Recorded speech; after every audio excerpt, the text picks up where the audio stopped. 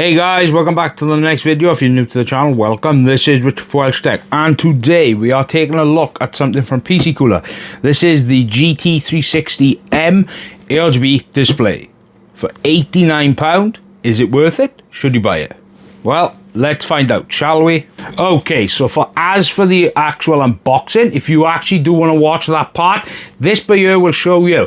It does come with all the mounting brackets you need for LJ 1851, 1700, AM4, AM5, and other ones as well. It does also come with thermal paste. It also does come with the connector, or the proprietary connector for the ARGB for the fans. But when it comes to the actual specs of the fans, the pump, the overall screen, I'm going to put these on the screen here for you so you guys can actually pause, read out the specs, and then you guys will actually know. Because at the end of the day, you just want to know what the specs are, and this is where the specs are going to show right on the screen right here. Now, so how does it actually sound? Well, this is going to be a little clip I'm going to show you, and this is the fans at 100% fan speed. This is at 100%.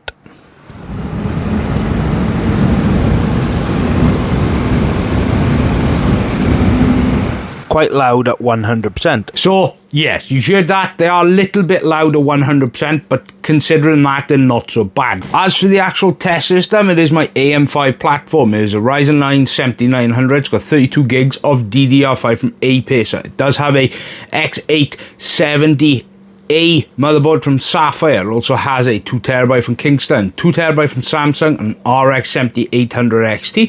It also has a 1000-watt power supply. It also is housed in the Be Quiet Shadowbase 800 FX case. Okay, so when it comes to the actual testing, well, the normal testing I always run: Cinebench R23, Blender Pavilion, Blender Classroom, 3D Mark CPU test. Now, as for 50%, the Cinebench R23, the idles are 32 with a max of 85. The Blender Pavilion, the idles are 32 with a max of 84. Blender Classroom's an idle of 32 with a max of 83.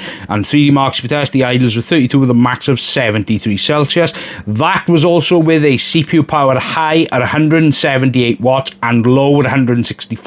And the CPU clocks were high at 5.4 and low at 5 gigahertz. Now, 100% fan speed, the Cinebench R23, the idles were 33 Celsius with a max of 83. Blender Pavilion idles were 33 with a max of 82. Blender Classroom idles 33 with a max of 82. And 3D Mark CPU test, the idles are 33 with a max of 73 degrees again. But the CPU power draw was actually high on low as well as high. So the CPU power draw at high was 177 watts with a low at 174. And the CPU clocks were also actually higher as well. High was at 5.4 and low at 5.1 gigahertz.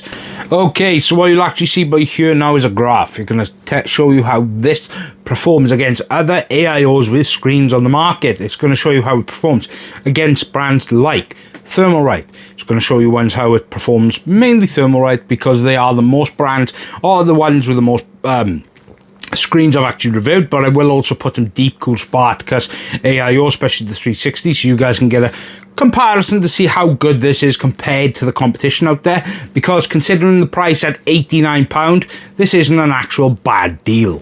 Okay, so these are the standoffs. All you do is one end, that end you screw them into the standoff like this on each end until there's 4. Then you get the brackets. Now these only go one way, so they're just like this. This will be specifically for AM5. All you do is place it down, and then you get these nuts. You put these on this end first on one side, just like this, and then you repeat the process on both sides. Now, thermal paste, this is the thermal paste I use on the channel for AIOs as well as CPU coolers. This is the official thermal paste I use, so if you want to buy some of this, it is down in the description. Now that's done, now what you want to do is, this will come with a bracket for AMD. All you do is slide it in, and it'll just clip in like that. As for the block, what you do is you place it both sides, just like this. Screw it down until they fully bottom out. The screen is like this. It will have this at the bottom. All you do is place it down over on top, and it will just clip in. And that's it for the screen. Now, location of CPU or AIO header for the pump as well. They're all different through different motherboard brands. They're all placed in different variations. So what you want to do with the AIO pump header, would you just grab this and you put it in here, just like that. Same process with the CPU header for the fans. All you do is place it here, and that's it for the CPU header. That there is a 5-volt ARGB header. This is where this connector for the fans will go. So as you can see, it's placed down. Be careful, otherwise it will damage it. All you do is place it over the header, and that's done. Now, as for the screen, this is the header for the USB header or the USB connection. This is what you're going to connect the screen to. Now, what you're going to do is grab the screen connector, which is this one. This is a USB 2 header, and all you do is you place it on one of these headers here, like that, and it's installed. Now, as for the installation, that is it.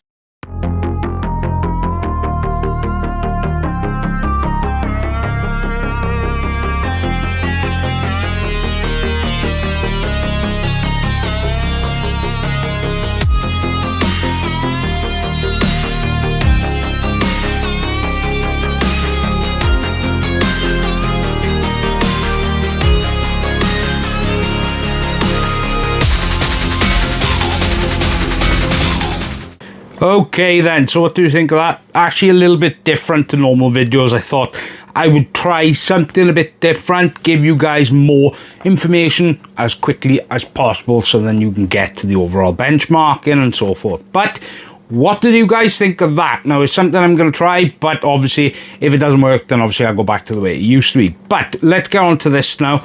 As for the performance of this, it performed around what a 360mm AIO does. It's around what I actually expected, and that's not bad. Now, the pricing, £89.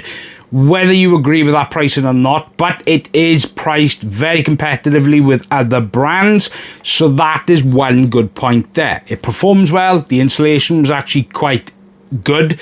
The software as well, that is actually fantastic. I'll put up a clip here of you guys. The software is actually very easy to use. It's easy to navigate. You can upload GIFs or GIFs or however you say it, JPEGs, videos, which are MP4s. You can also do this as a screen sharing, which is quite cool as well.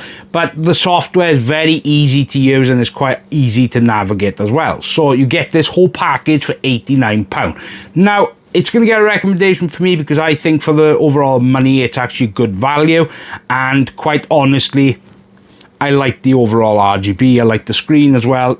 I'm not a big lover of the glossy screens, but it's good for what the price is. Whether you guys agree or not, that's going to be completely up to you. But if you want to buy one, I will leave a link down below.